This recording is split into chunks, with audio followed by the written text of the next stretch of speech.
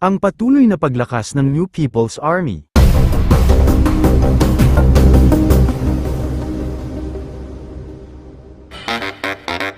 Sa mga bundok ay maaaring may ugnay sa iba't ibang salik na sosyo-ekonomiko, politikal, at kultural, ang ilang pangunahing dahilan. Kahirapan at kawalan ng serbisyo. Marami sa mga lugar na pinamumugaran ng NPA ay mga liblib at mahihirap na komunidad na madalas hindi naaabot ng serbisyong panggobyerno tulad ng edukasyon, kalusugan, at infrastruktura.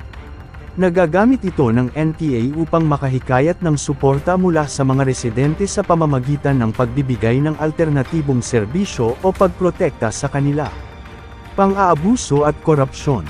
Ang mga ulat ng pang-aabuso ng militar, pulisya, at mga tiwaling opisyal ng lokal na pamahalaan ay nagdudulot ng pagkawalang tiwala sa Estado.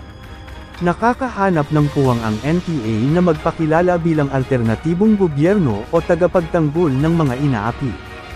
Adbokasiyang ideolohikal. Ang NPA ay may malinaw na ideolohiya komunismo, na naglalayong tapusin ang sistemang kapitalista at palitan ito ng sistemang pantay-pantay sa ekonomiya at lipunan. Sa mga lugar kung saan ramdam ang malalim na hindi pagkakapantay-pantay, nagiging kaakit-akit ito sa ilan. Organisadong estruktura at programa. May maayos na estruktura ang NPA sa mga komunidad, kabilang ang mga mass-based at military units.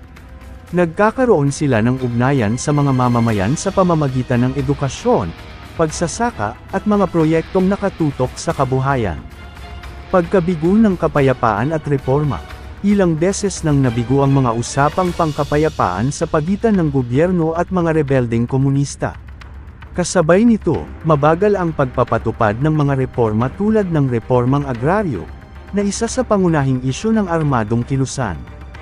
Mr. Kasagpa here subscribe muna yan para updated ka sa panibagong videos. Maraming salamat po and God bless.